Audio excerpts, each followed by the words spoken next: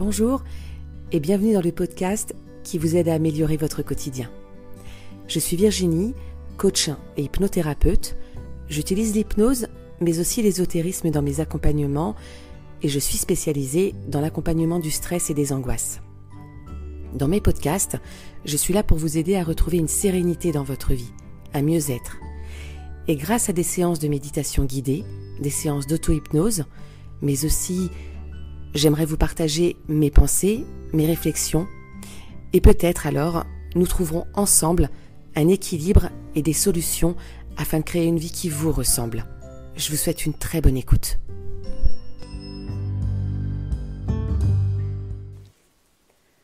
Bonjour à tous, j'espère que vous allez bien. On se retrouve aujourd'hui pour le tout nouvel épisode du podcast Esprit Libre. Si vous n'êtes pas encore abonné, c'est le moment de le faire pour être sûr de ne rien louper des prochains épisodes. Merci à vous de me soutenir. Alors aujourd'hui, on va parler médiumnité.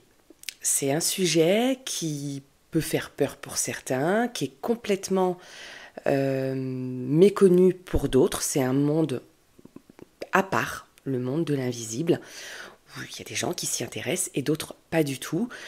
On y est sensible ou pas, on peut être curieux. On va voir aujourd'hui, c'est quoi la médiumnité et est-ce que tout le monde peut être médium? Est-ce qu'on est tous médiums d'ailleurs? J'ai bien mon avis sur la question, on va y revenir, on va voir ça ensemble. Mais d'abord, depuis la nuit des temps, on a toujours fait appel, en tout cas à travers les recherches que j'ai pu faire et à travers tout ce que j'ai pu apprendre au fil des années, depuis que je m'intéresse à ce sujet, et ça depuis l'enfance, et beaucoup vers 12 ans, j'ai expérimenté des choses, j'ai pris conscience de certaines choses, voilà, et notamment des petites visites que je pouvais avoir des défunts. Bon, on va rentrer dans le détail petit à petit, mais c'est un monde qui interroge, et depuis la nuit des temps, on a quand même affaire à des médiums, des sorcières, des guérisseurs, des coupeurs de feu, des voyantes. Il y en a toujours eu, et dans toutes les cultures, et on a toujours fait appel à ces gens-là, quand quelque part, la science telle qu'on la connaît ne pouvait rien faire. Et puis, parfois, dans certaines cultures, chez certains peuples, et même en France, c'était complètement normal, en fait, d'avoir sa guérisseuse du village, et puis d'aller faire appel à elle, ou à lui, ça pouvait être un homme, pour nous aider sur certains problèmes qu'on pouvait rencontrer, que ce soit émotionnel, psychologique, physique. Donc il y a toujours eu, et on peut dire que, si je ne me trompe pas, à peu près jusqu'au XVe siècle, la science traditionnelle et l'ésotérisme étaient très liés, et religieusement également, et on parlait d'initiés à cette époque-là. Tout le monde ne le pratiquait pas, il fallait vraiment être un initié, et c'était souvent, très souvent, des religieux. Et au XVe siècle, à partir du XVe siècle, on a beaucoup séparé ça, l'obscurantisme, on a beaucoup séparé ça, parce que c'est devenu finalement quelque chose de dangereux aux yeux de la religion, et surtout de la religion catholique et chrétienne, en tout cas en France. On peut en parler, ça pourrait être un autre sujet, pour d'autres religions où ça ne se pratique pas du tout, c'est mal vu, puis dans d'autres cultures où au contraire ça fait partie du quotidien, mais en tout cas en France, au niveau christianisme et catholicisme, on a séparé ça à peu près à partir du XVe siècle, pardon, et effectivement parce que on a considéré que ce n'était pas des sciences à part entière, que c'était de l'occultisme et que ce n'était pas très bien de le pratiquer. Mais on peut constater encore aujourd'hui que certaines pratiques dans la religion ont quand même trait à l'ésotérisme. Le pape porte une améthyste à son doigt. Il est souvent autour de son habit de religieux, il porte du violet qui est la couleur de la spiritualité. On a quand même encore des notions comme ça d'ésotérisme au sein de la religion, donc on peut quand même comprendre qu'à un moment donné, ça en faisait partie à part entière. Et c'est du coup assez intéressant de se dire, ça a toujours été là, ça a toujours existé. Et est-ce que quelque part, on n'est pas connecté naturellement au monde de l'invisible? Et est-ce que, inconsciemment, notre cerveau, finalement, n'est pas apte, et la question va se poser, à faire tout ça naturellement? C'est quoi la médiumnité? Il faut savoir qu'en France, on a un institut qui s'appelle l'IMI, l'Institut Métapsychique International, que je vous dise pas de bêtises, qui a été, il me semble, créé en 1919, qui étudie tous les phénomènes paranormaux de façon très professionnelle, très pointue. C'est vraiment quelque chose de sérieux. Et il y a quand même, donc il y a des preuves quand même qui sont apportées, ou pas d'ailleurs, et il y a des choses qui se révèlent avec ça. Et je trouve ça plutôt intéressant de voir qu'on a quand même un institut en France qui est autorisé, hein, donc c'est pas quelque chose d'illégal ou quoi que ce soit. On a quand même des études qui sont menées très sérieusement à ce sujet-là. Donc tout ce qui c'est quoi la médiumnité, et est-ce qu'on a tous ce don? Est-ce qu'on est tous capables de ressentir?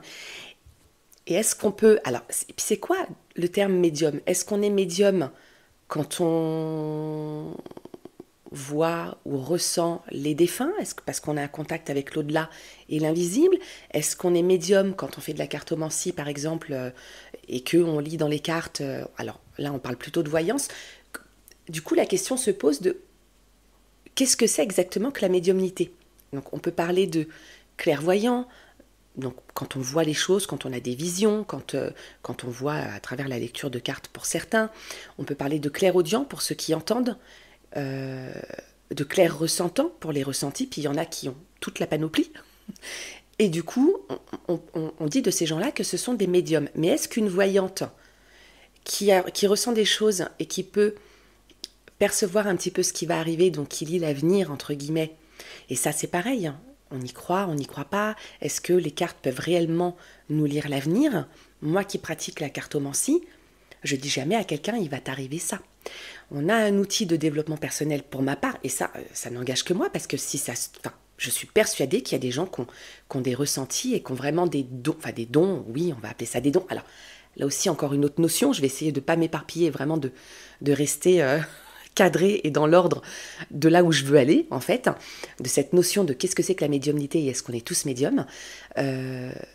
Donc je suis persuadée qu'on peut effectivement ressentir et peut-être prédire des choses comme à travers les rêves prémonitoires aussi, par exemple. En fait, ce lien avec l'invisible, ce monde paranormal qui nous entoure, à quel moment, et du coup c'est une question que je me pose, hein, et que je vous pose à vous aussi, du coup, si vous avez les réponses, à quel moment, pour les experts en paranormal, à quel moment on fait la différence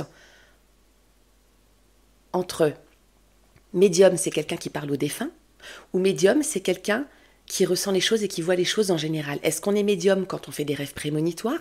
Est-ce qu'on est médium quand on ressent les choses et qu'on fait de la cartomancie ou de la chiropractie? Je crois que c'est comme ça qu'on dit pour les lignes de la main.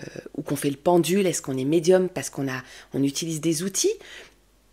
Alors, certains diront que les vrais médiums n'ont besoin de rien et que juste de ressentir, de voir ou d'entendre, c'est comme ça qu'on reconnaît un vrai médium. Moi, je ne sais pas, en réalité, ce que c'est qu'un vrai médium. Quand je parle de moi et qu'on me dit « mais t'es médium », j'ai toujours du mal avec ça parce que justement, je ne sais pas ce que ça englobe. Je vois bien les définitions de ce que c'est qu'un médium. Je vois bien la définition d'une clairvoyante ou d'une clairaudiente ou d'un clairvoyant ou clairaudient pour mettre aussi au masculin. Mais qu'est-ce que c'est réellement qu'une médium, à part être à l'écoute de sa sensibilité, à part... Pour ma part, c'est comme ça que je le vis, pour le coup, à part être à l'écoute des autres et se connecter aux autres. Pour moi, c'est aussi de la télépathie. Alors, est-ce qu'un médium, c'est quelqu'un qui parle uniquement aux défunts et qui pratique pas tout le reste?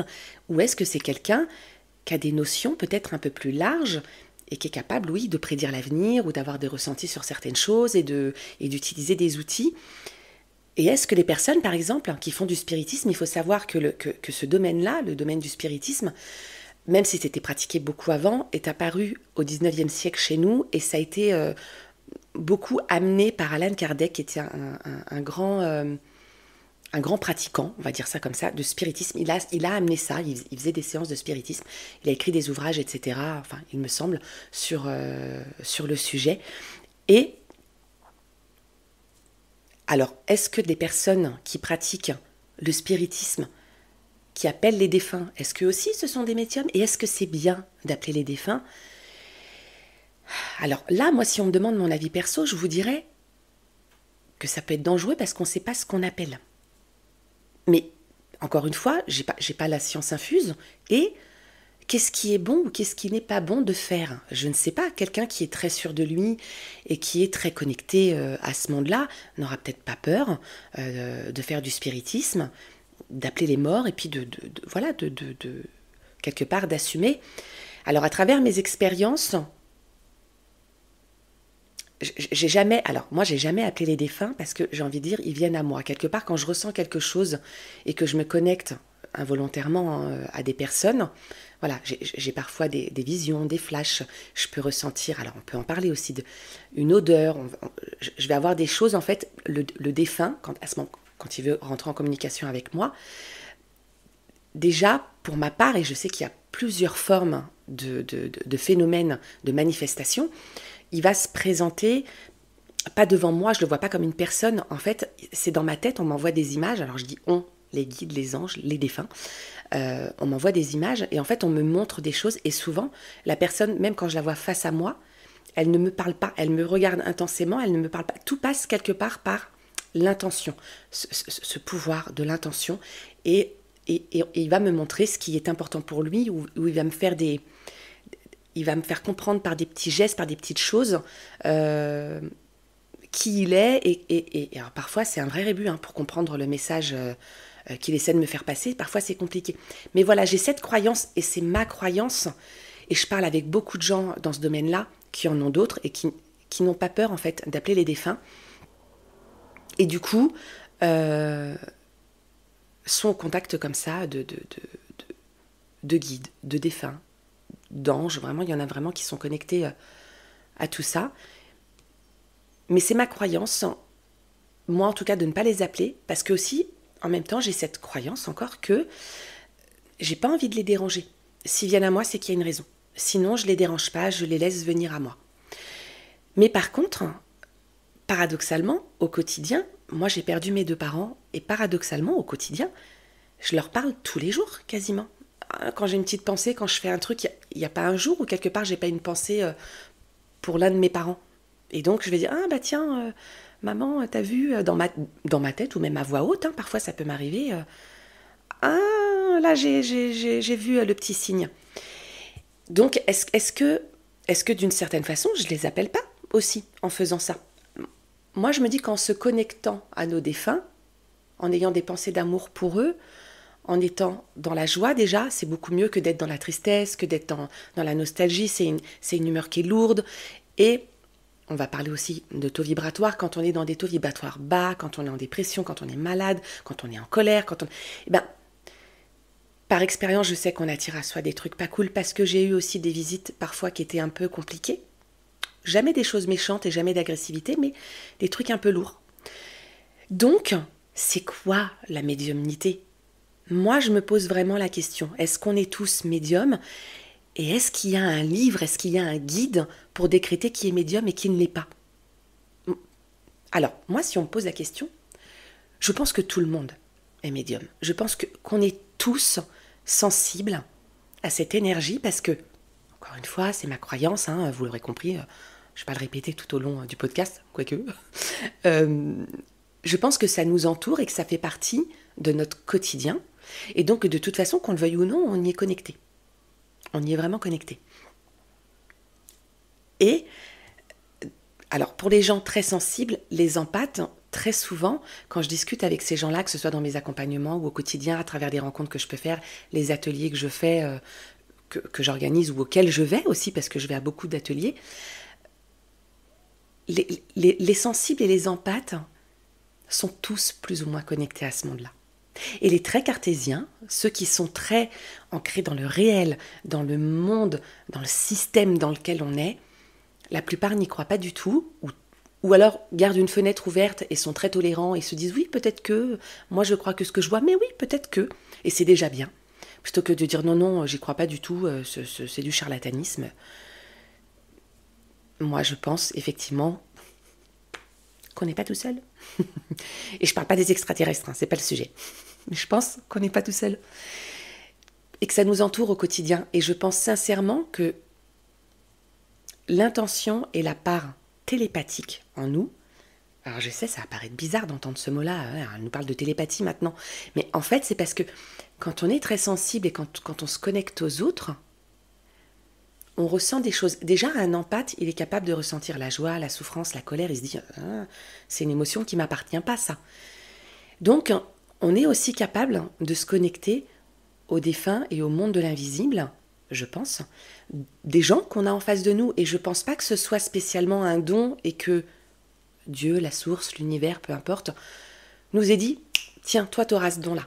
Moi, je pense surtout que c'est un trait de caractère, une personnalité, on est sensible et donc on a le chakra couronne qui est 2 fois plus ouvert, 2 fois plus accueillant, et donc du coup on chope les énergies en fait, hein, et on est beaucoup plus capable du coup de se connecter à ce monde-là.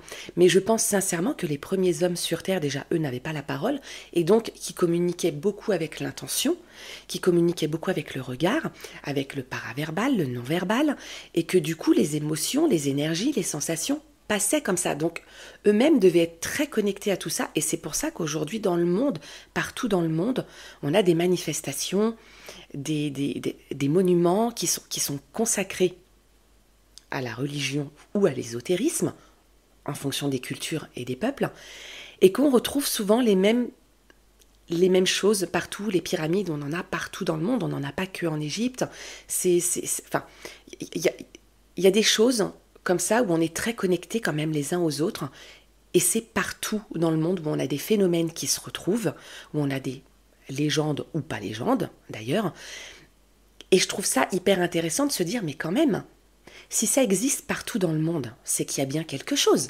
c'est que effectivement ce monde-là, il est là, et il nous colle, ou on lui colle, on ne sait pas trop. Scientifiquement, maintenant, on arrive à nous démontrer des choses, même dans l'univers, il se passe des choses, dans l'espace, il se passe des choses, le phénomène espace-temps, les trous noirs, etc. Enfin, alors là, j'englobe un peu tout, mais parce que je veux vraiment aussi aller dans le large du sujet, parce que ce monde-là, ce monde de l'invisible, qui est plus grand que nous, à quoi on est connecté exactement? Et donc, on en revient à la question... C'est quoi la médiumnité et est-ce qu'on est tous médiums? Moi, je pense que oui. Vous me direz vraiment, ça m'intéresse, vous me direz dans les commentaires, envoyez-moi des messages, envoyez-moi des mails, appelez-moi, dites-moi, je veux débattre sur le sujet. Et puis en plus, c'est quelque chose que je pourrais reposter derrière, et pourquoi pas même faire un podcast avec quelqu'un qui a une idée complètement différente de la mienne. Pourquoi pas? Je serais ravie de débattre et en toute bienveillance évidemment, mais je serais ravie de le faire. Parce que vraiment, c'est quelque chose, moi, que je vis depuis l'enfance. Et puis, pendant très longtemps, je l'ai occulté. Pendant très longtemps, j'ai mis de côté. J'ai voulu rentrer vraiment dans le moule de la société et ne plus voir. Et puis, ça me rattrapait, quoi que je fasse. J'ai plein d'anecdotes qui me sont arrivées. Encore maintenant, j'ai ma télé qui s'allume régulièrement entre 3 et 4 heures du matin. J'ai des visites nocturnes. J'entends des choses. J'ai des visions. Alors, certains diront, mais elle est complètement folle. Et avec le temps, j'ai appris à accepter. Bah ouais, pour certains, je suis complètement folle. C'est pas grave. C'est pas grave. Et pour d'autres, je les accompagne et je fais aussi du bien. Et moi, c'est à ça que je m'accroche, du coup. Et puis parce que j'ai vécu ce que j'ai vécu. Et puis parce que aussi, en 2017, moi-même, j'ai eu une santé très dégradée et ça a été très compliqué pour moi et j'ai bien failli y rester. Et encore une fois, j'ai pu constater qu'il se passe des choses. Vraiment, quand on est entre deux mondes, je crois que oui, il faut le vivre, peut-être pour y croire, peut-être. Peut-être qu'il faut le vivre pour y croire, pour certains, je peux comprendre. Mais donc, du coup, voilà, moi, je l'ai vécu, et donc, oui, moi, je peux pas me dire que non, il n'y ait rien, qu'on soit tout seul, que les défunts ne nous accompagnent pas. Alors, et puis alors, dans les défunts, c'est pareil, on a toute cette... ce sont que des notions, pour le coup, très humaines, et finalement, on n'a pas la réponse tant qu'on n'est pas mort. Alors, j'ai pas envie de mourir tout de suite, et je vous le souhaite pas à vous non plus, mais du coup, on n'a pas toutes les réponses. On peut que se fier, justement, à nos ressentis, à nos expériences, à notre vécu, mais pour autant, encore une fois, quand on vit les choses, On les ressent et on peut les expliquer par rapport à nos ressentis, par rapport à notre expérience. Mais alors, dans les explications qu'on peut avoir, on a la partie, parce qu'on vous dit, oui, mais les défunts, ils montent, ils ont plusieurs taux d'élévation et voilà, ils ont différents paliers, on va dire ça comme à passer, avant finalement de vraiment s'élever, de passer à autre chose. Pour ceux qui croient aux vies antérieures, de peut-être accéder à leur prochaine vie antérieure ou pas, s'ils décident ou pas d'y accéder. Et donc, on a cette part de, bah oui, mais s'ils montent, ils sont plus là, pour les plus cartésiens qui n'y croient pas. Et donc, du coup, quand on me pose des questions et que j'essaie un peu d'expliquer comment moi je le ressens et comment je pense que ça fonctionne, et encore une fois, c'est mon ressenti, ça ne veut pas dire que c'est vrai, mais comment je pense que ça fonctionne, c'est qu'effectivement, il faut différencier, pour moi, l'âme et l'énergie du défunt. L'inconscient, pour moi, qui est relié à l'âme, et on a un peu Carl Jung, ce fameux psychiatre qui était très lié à l'ésotérisme, qui en parle. L'âme, qui est pour moi l'inconscient aussi, donc qui est connecté directement au divin, je vais l'appeler comme ça, vous l'appelez comme vous voulez, qui est directement relié au divin, notre inconscient, donc à cette énergie qui est plus grande que nous. Pour moi, cette âme, elle monte. Et elle monte, et ce n'est pas vraiment ce qui reste près de nous de nos défunts. Je pense que quand on a des messages et quand on a des énergies, quand on ressent des choses, et bien justement, c'est l'énergie du défunt et pas forcément son âme. Et j'espère profondément qu'en fait, ils partent, quoi. Alors, et pour les personnes, justement, qui restent coincées entre deux mondes, et ben c'est peut-être qu'effectivement, leur âme n'est pas montée. C'est pour ça que les ressentis ne sont pas les mêmes. Alors, c'est comme ça que moi, je m'explique la chose, et c'est peut-être parce que moi, ça me rassure de croire ça. Voilà. Quand effectivement j'ai l'impression de devoir faire une prière pour un défunt parce que je le sens quelque part coincé, que je me dis c'est pas qu'une énergie, il y a autre chose. Alors j'imagine que son âme du coup est encore là et donc du coup je l'invite à monter plus haut spirituellement pour lui. Alors comment le définir ça, monter plus haut Oui, prends pas l'ascenseur, c'est un peu compliqué. Donc on va où d'ailleurs quand on monte plus haut enfin, tout ça c'est compliqué quand même. Donc je me dis c'est l'énergie résiduelle qui reste du défunt. Elle est là, elle reste. Et effectivement, c'est une intelligence parce qu'elle garde toute cette énergie résiduelle, tout ce qui faisait le conscient de la personne, et elle est là. Et donc c'est pour ça qu'elle peut être ou négative ou positive, mais je pense profondément que l'âme du défunt, qui elle est pure pour le coup, parce que quand on vient au monde et que notre âme vient à ce moment-là, je pense profondément qu'on est pur, et c'est après avec les expériences de la vie, à part pour ceux qui ont des pathologies psychiatriques, mais je pense que c'est au fil de la vie qu'on devient et qu'on choisit de faire le mauvais. Je pense que c'est aussi un choix. Et donc du coup, ces défunts-là qui sont bloqués là, c'est leur énergie résiduelle intelligente, c'est comme ça que je vais l'appeler, vous l'appelez comme vous voulez, qui reste près de nous et qui nous fait ressentir si c'est une énergie négative ou positive. Puis après, on va parler...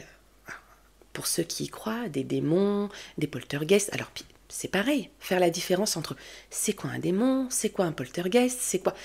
Eh bien, ça aussi, ça fait partie du monde de l'invisible. Est-ce que tout le monde... Alors pareil, est-ce que tous les médiums le ressentent ou pas? Un poltergeist, pour moi, encore une fois, par rapport à toutes les recherches que j'ai pu faire et à tout, en dehors des films qu'on connaît, c'est comme, en fait, c'est vraiment des manifestations très brusques qui peuvent être parfois même violente. Et là, effectivement, on peut parler parfois d'énergie négative, mais c'est pas forcément des énergies négatives, c'est que ça peut être très, très fort en fait. C'est vraiment des manifestations, des objets qui volent, des choses des portes qui claquent très fortes. Ça on peut appeler ça des poltergeists. Est-ce que ce sont des défunts? Est-ce que ce sont des énergies? Est-ce que ce sont des démons? Alors, je vais essayer de pas trop prononcer ce mot-là parce que bon, même si je nettoie bien mon lieu de vie, etc., bon, on va éviter d'appeler ce que j'ai pas envie d'avoir chez moi. Voilà, puis par la même occasion chez vous, puisqu'on est liés à travers cette connexion des réseaux. Ça, c'est pour les phénomènes donc, de poltergeist. Le reste, j'en parle pas. Bas astral, on va appeler ça. Enfin, j'en parle pas. C'est un peu hypocrite de ma part, du coup, parce que je suis en train de faire un sujet là-dessus, mais... Alors c'est pareil, les démons, est-ce qu'ils existent réellement? Moi je pense que ce sont des énergies négatives qui ont été créées finalement, encore une fois, par les énergies des humains. C'est des restes et ça crée un démon. Dieu existe pour moi. Pour moi. Effectivement, vous pensez ce que vous voulez, c'est votre droit. et on n'est pas là pour juger qui que ce soit, et chacun pense ce qu'il veut, bien évidemment. Et dans l'univers, il y a cet équilibre du bien et du noir, du féminin et du masculin. Alors, je parle en énergie, attention, encore une fois, chacun est libre de faire ce qu'il veut et de vivre sa vie comme il entend et de se sentir dans son corps comme il se sent. On parle juste d'énergie, du yin et du yang, du noir et du blanc, du mal et du bien. C'est un équilibre. C'est universel, c'est la loi de l'univers et on a besoin des deux, de l'ombre et de la lumière. Voilà, on a besoin des deux. Donc, si le bien existe, le mal existe. Et ensuite, on a effectivement ces phénomènes d'énergie résiduelle, ce qu'on appelle les égrégores. Et les égrégores, bien souvent, ce sont en fait des énergies résiduelles des vivants. C'est l'énergie des vivants qui crée ce phénomène. Et du coup, ça reste dans un lieu, dans un endroit ou collé à des personnes. Mais ce n'est pas forcément des défunts. Voilà. Parfois, vous allez dans des lieux et puis vous vous sentez hyper mal. Vous vous dites, oh là là, il y a une ambiance glauque, c'est hyper pesant, c'est lourd, je me sens pas bien. Ou à l'inverse, vous allez dans des lieux puis vous vous dites, oh, qu'est-ce que je me sens apaisée, je me sens bien ici, c'est plutôt cool, vraiment, je me sens très bien. Et bien souvent, quand vous avez affaire à des gens pas très sérieux, ils vont vous dire, ah ouais, non, mais c'est les morts. Ben, ils ont bon dos, les morts. Parce que la plupart du temps, et le plus souvent, c'est les énergies des vivants. Et oui, c'est l'énergie qui reste dans l'air ambiant. Voilà. Et donc, du coup, ça reste là. En fait, tout est énergie, tout est vibration. Donc, il faut savoir que ce qu'on vit, ça a un écho. Hein. Quand vous mettez quelque chose dans l'eau, vous voyez l'écho ou l'écho des voix. Il faut savoir que cette empreinte-là, elle reste là. Ce que je suis en train de vous raconter tout de suite maintenant, ma voix, elle est posée tout de suite maintenant. Mais elle est aussi dans le passé. Et comme elle résonne, elle est aussi dans le futur. Donc, tout ça, ça reste. Et ça se mélange. Donc, entre l'énergie des vivants, l'énergie des défunts, et puis tout le reste qu'on ne sait pas, qui existe autour de nous et peut-être qu'on n'a pas conscience. Tout ça, ça se mélange. Et je ne suis pas sûre, aujourd'hui, que quelqu'un ait la réponse juste à ce qui est vrai ou pas. J'ai des débats parfois sur les réseaux sociaux avec des gens qui se posent en experts, etc. Moi, il y a une chose où je suis experte. Je suis experte en « je ne suis sûre de rien ». Voilà, c'est la seule chose où je suis experte. Je suis experte en « je ne suis sûre de rien ». Retenez cette phrase, c'est une super citation, il faut que je la note. Je suis experte en « je ne suis sûre de rien ». Parce que franchement, comme je disais tout à l'heure, on n'est pas encore passé de l'autre côté. Donc, on ne sait pas. On ne sait pas réellement ce qui se passe. Mais par contre, effectivement, pour avoir vécu certaines choses, je sais qu'on est entouré de quelque chose, qu'il y a un monde invisible autour de nous et qu'il y a quelque chose de plus grand que nous. Ça, c'est ma certitude. Et encore une fois, donc parce que le sujet du podcast, c'était ça. Du coup, je n'ai pas répondu du tout à la question. Hein. Si c'était ce à quoi vous vous attendiez, je n'y ai pas du tout répondu. C'est quoi être médium ? Moi, je pense, pour ma part, que c'est juste être très sensible, très à l'écoute de son intuition et être très à l'écoute des autres et de ce qui nous entoure. Et du coup, on se connecte et du coup, on perçoit plein de choses. Je pense que c'est ça la médiumnité et je pense pas qu'il y ait une petite fée qui se penche au-dessus de notre berceau et qui nous dise, ou peut-être que si, remarquez, je ne sais pas, et qui nous dise, voilà, toi, tu seras médium, ou tu seras clairvoyant, tu seras clairaudient. Parce qu'en plus, il y a des gens qui étaient très cartésiens et qui un jour vivent une expérience ou pas, ou qui s'y intéressent comme ça, on les amène dans un séminaire et puis ils se disent, quand même, il y a peut-être un truc à creuser. Et puis du coup, qui vont comme ça s'éveiller et qui vont s'ouvrir à cette notion de spiritualité, hein, on va appeler ça comme ça, et donc du monde de l'invisible et du paranormal, et qui vont développer ce don. Et puis, le mot don, c'est aussi, le don, c'est d'aller vers l'autre, hein, c'est de donner de soi. Donc, je pense que vraiment d'être sensible, d'être empathe, hein, et d'être... Et c'est marrant parce qu'au même moment où je vous parle, du coup, c'est ce que je vous dis. D'en parler, j'ai ouvert les vannes, j'ai ouvert les chakras et j'ai des trucs qui me viennent. Et donc, du coup, je pense qu'en fait, on en est tous dotés. Vraiment, je le pense sincèrement. Je le pense sincèrement. C'est juste que la vie de tous les jours ne nous fait pas de cadeaux. On est dans la tête dans le guidon, on est pris dans nos problèmes, on est pris dans nos angoisses, on est pris dans l'action. Et du coup, on n'est pas assez connecté... On n'est pas assez connecté à la nature, à l'univers, aux gens, aux animaux. Et donc, du coup, on se coupe un peu de notre nature profonde qui est de ressentir, qui est de sentir, et l'autre en particulier. Et donc, effectivement, quand on accompagne et qu'on a affaire à des gens avec qui on se connecte à leurs défunts, et pour ma part bien involontairement, parce que comme je vous dis, moi je ne fais pas de spiritisme, je ne fais pas de séance de spiritisme, mais voilà, j'ai des fois des trucs qui me viennent. Et d'ailleurs, pour parler de séance de spiritisme, dernièrement j'ai été sur une... je me suis mise aux enquêtes paranormales. J'ai eu énormément de mal à aller dans cette direction, mais aujourd'hui j'y suis parce que j'ai besoin aussi de comprendre certaines choses par rapport à mes... j'en parlais tout à l'heure, par rapport à mes propres croyances et par rapport à mes propres fonctionnements. Puis il y a des gens qui ont voulu tester la planche Ouija. Moi, je suis profondément contre. Il faut savoir une chose. Cette planche, même si elle a été créée au départ à des fins positives, pour entrer en contact avec les morts, elle a tellement aujourd'hui une connotation négative et elle a tellement fait parler d'elle négativement que, du coup, voilà, elle a cette énergie-là aujourd'hui. Et à chaque fois qu'on pratique cette planche, à chaque fois que j'ai des retours par rapport à ça, alors il y a des gens qui vont vous dire « Non, moi ça se passe très bien, j'ai pas de problème. » Et c'est super. Je suis vraiment contente pour eux et je leur souhaite que ça dure.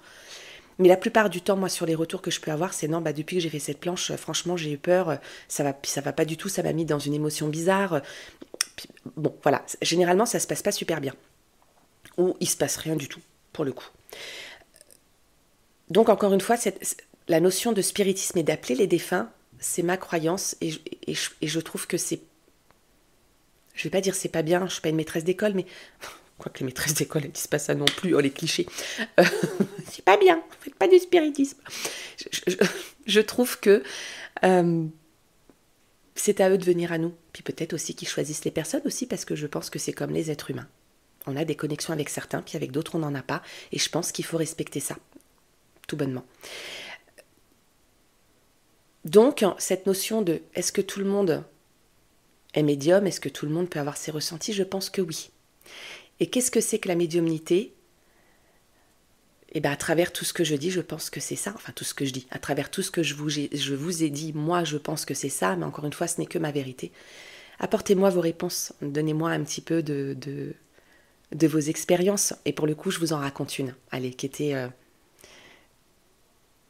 très troublante. Alors, bien que j'ai vécu des choses pendant l'enfance, alors bizarrement, pendant l'enfance, quelque part, je les vivais peut-être mieux parce que c'était presque naturel pour moi. Je t'ai visité régulièrement la nuit, je sentais souvent une présence qui venait s'asseoir près de moi, on me caressait les cheveux, on me caressait la joue, donc quelqu'un de très bienveillant qui venait régulièrement comme ça la nuit. J'ai expérimenté des choses quand vraiment j'ai voulu, on va dire ça comme ça, croire en Dieu, où j'ai vraiment expérimenté des choses religieusement aussi, vraiment dans l'amour et dans la bonté, dans la bienveillance, etc. Ça m'a ouvert certaines choses et j'ai vécu des choses. J'ai fait une sortie de corps. Ma principale sortie de corps, je l'ai faite à 12 ans. J'ai eu très peur, j'ai vite réintégré mon corps. Puis j'ai vécu des choses comme ça. Après, quand j'ai perdu mes parents, quand j'ai perdu ma maman, elle venait me visiter dans mes rêves et j'arrivais à faire la différence parce qu'en fait, c'était vraiment, c'était des discussions très profondes qu'on avait dans mes rêves. C'était pas des souvenirs ou des scènes qu'on avait vécues. On avait vraiment des discussions. Et donc je me disais, mais je sens sa présence. Puis j'avais des signes après le matin quand je me réveillais. Mon radio-réveil, la première fois que j'ai ramené mon chéri de l'époque, qui n'est autre que le papa de mes enfants, chez moi, mon radio-réveil s'est allumé au moment où on s'est couché, où on s'est mis dans le lit tous les deux. Ma maman qui était très, on va dire, puritaine, il fallait être mariée, on dort pas avec son amoureux comme ça, quoi. Donc bon, voilà, et je me suis dit, je crois qu'elle n'est pas très contente. Enfin, ça, c'était mon interprétation, parce que j'avais encore mon papa à cette époque-là. Puis bon, après, quand mon papa est décédé, j'ai eu d'autres phénomènes encore. L'odeur de mon papa est très présente quand il veut me faire passer un message, c'est son odeur, par exemple, lui, que je ressens. Donc voilà, il y a des choses comme ça. Et puis donc, cette anecdote qui a été très, très parlante pour moi, où je me suis dit, non, là, quand même, vraiment... On était sur un magasin, je travaillais pour les magasins Zara à l'époque, sans vouloir faire de pub, pardon. Mais on était sur un magasin, puis il y avait des rumeurs qui traînaient sur ce magasin, sur des choses qui s'étaient passées, etc. Puis bon, ouais, ok, on parle de ça, et puis moi je suis là avec mes ressentis, mes trucs. Et je pratiquais vraiment rien à l'époque, j'étais vraiment dans mon côté très cartésien. Enfin, j'essayais de m'accrocher au système de la société pour m'en sortir quelque part. Et donc j'avais vraiment mis ça de côté. Et puis le soir, je me retrouvais régulièrement seule avec la directrice du magasin parce qu'on fermait les caisses. Et puis du coup, il ne restait que toutes les deux. Et je vais donc dans les vestiaires, puis je vais dans les toilettes. Je ferme la porte des toilettes et j'entends le robinet, là où on avait nos vestiaires, donc pour mettre nos affaires, j'entends le robinet s'ouvrir. Donc c'était des boutons qu'on tourne. J'entends le robinet s'ouvrir et donc je pense que c'est ma responsable et je lui dis je me dépêche, t'inquiète pas, j'arrive. Puis pour moi, elle me répond pas en fait. Là, je sors des toilettes et je vois donc l'eau qui coule. Je me dis c'est bizarre, elle n'a pas éteint l'eau. Je ferme le robinet. Je me retourne parce que mon casier était face au lavabo. Je me retourne pour prendre mes affaires dans mon casier. Et là, le robinet s'ouvre. Mais comme je vous dis, c'est des boutons qu'il faut tourner. Donc c'était pas... Alors peut-être que c'était un problème de pression d'eau et que du coup, ça a fait tourner les boutons. Mais enfin bon, je suis pas une experte, je suis pas plombier, mais bon, quand même. Et là, je sens vraiment une énergie dans la pièce d'un seul coup.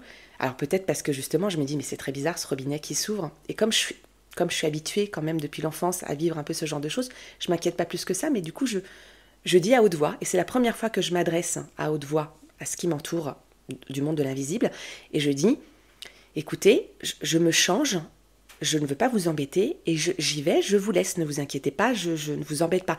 Et je ne sais pas quoi faire d'autre pour vous aider, donc je m'en vais, je ne veux pas vous embêter, je m'en vais. Et c'est quand même survenu ce phénomène après cette fameuse discussion avec les collègues dans cette salle de pause. Encore une fois. Et Grégor, énergie, est-ce que c'est nous qui avons créé ce phénomène? Est-ce que c'était un problème de plomberie? En tout cas, je suis la seule à avoir vécu ça. Personne d'autre n'a vécu ça dans le magasin. Il n'y a pas eu d'autres phénomènes. Et après, j'ai eu plein d'autres choses sur d'autres magasins avec d'autres responsables qui, pour le coup, elles étaient présentes à ce moment-là et ont eu peur. Dont une responsable, si elle écoute le podcast, elle se reconnaîtra, et si elle voit la vidéo, je mettrai ce passage-là spécialement pour toi sur les réseaux. On fermait les caisses et en fait, les caisses, électriquement parlant, donc on les éteint au niveau de l'unité centrale à un moment donné, et toutes les caisses du magasin, à un moment donné, se rallument. Mais comme si on avait appuyé donc sur le bouton de l'unité centrale. Et elle savait que j'étais très sensible, déjà en termes généraux, et elle avait eu des échos de ce qui pouvait faire de ma personnalité, on va dire ça comme ça. Et donc là, elle me regarde, et elle, donc du coup, dans sa culture, qui n'est pas du tout axée sur le monde du spiritisme et le monde de l'invisible, me dit non, s'il te plaît, Virginie, ne fais pas ça. Alors je lui dis, mais moi, je ne fais rien, c'est pas de ma faute. Et puis je lui dis, c'est rien, c'est un truc électrique. Je lui dis, ça se trouve, c'est au siège, ils se sont reconnectés aux ordinateurs et ils les rallument à distance, quoi. Je lui dis, t'inquiète pas, c'est rien. Et on continue à fermer donc la caisse principale. Toutes les autres caisses étaient donc du coup c'était rallumé. Et là, en fait, alors je vous mime la scène, vous n'allez pas forcément le voir, sauf si je mets cette partie-là sur les réseaux, mais vous qui écoutez le podcast, vous ne me voyez pas, mais en fait, on avait une chaussure qui était sur une étagère, et elle avait très peur, cette directrice, elle n'arrêtait pas de me dire, mais s'il te plaît, dis-leur de partir, dis-leur de partir. Et la chaussure a littéralement volé sur elle. Elle est partie en courant, elle est partie dans tous les sens, elle m'a dit, non Virginie, s'il te plaît, arrête. Alors, j'en rigole parce que moi, sur le moment, ça m'a fait rire parce que du coup, je la vois effrayée et moi, du coup, c'est vrai que moi, j'étais pas du tout effrayée parce que je suis habituée, mais du coup, je peux comprendre que pour les gens très cartésiens, dès qu'il y a un phénomène comme ça un peu bizarre, en plus, on peut l'attribuer à autrui, quoi, pour le coup.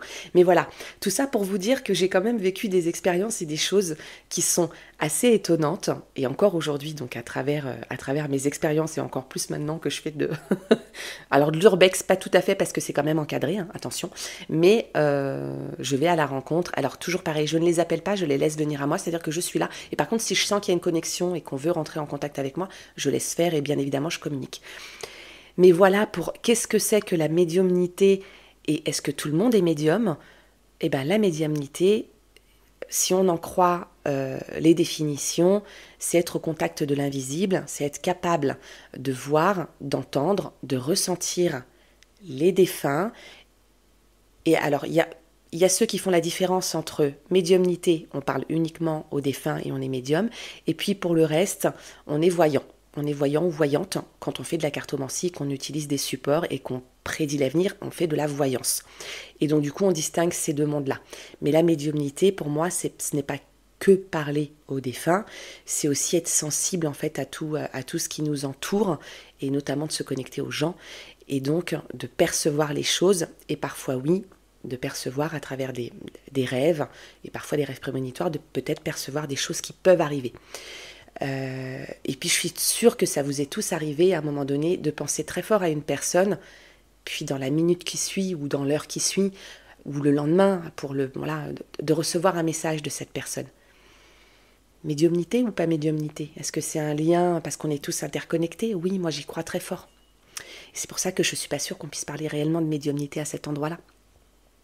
Mais en tout cas, si on prend la définition du médium, c'est ça, c'est quelqu'un qui est connecté au monde de l'invisible, au monde du paranormal, et qui est capable, effectivement, de voir, entendre, ressentir les défunts et les énergies. Et puis la voyance, c'est encore autre chose.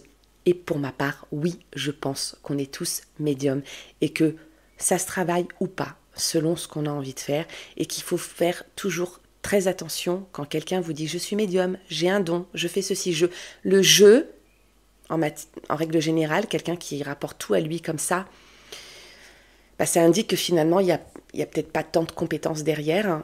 C'est pour ça que moi je dis « je suis sensible ». Le seul jeu que je connais, c'est « je suis une hypersensible ». Et donc voilà, il m'arrive plein de trucs extraordinaires juste grâce à ça. Mais voilà, tout ce qui est…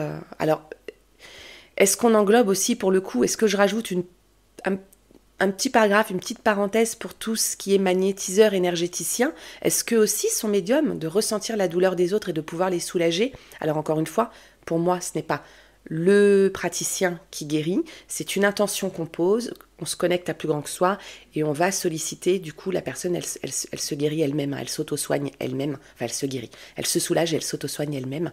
Est-ce qu'on les met, est-ce qu'on les englobe dans les médiums? Pourquoi pas? Pourquoi pas? Pour moi, c'est une extrême sensibilité et je préfère rester là-dessus.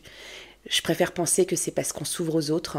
Je préfère penser que c'est parce que oui, il y a quelque chose, un monde invisible qu'on ne voit pas, qu'on ne comprend pas et qu'on ne saisit pas toujours correctement, malheureusement, ou heureusement, qui nous entoure et que peut-être, en étant un petit peu plus ouvert d'esprit et surtout en étant dans l'amour et pas dans une énergie d'ego et de gourou et de tous ces trucs-là, et peut-être qu'on est capable de faire des grandes choses les uns avec les autres.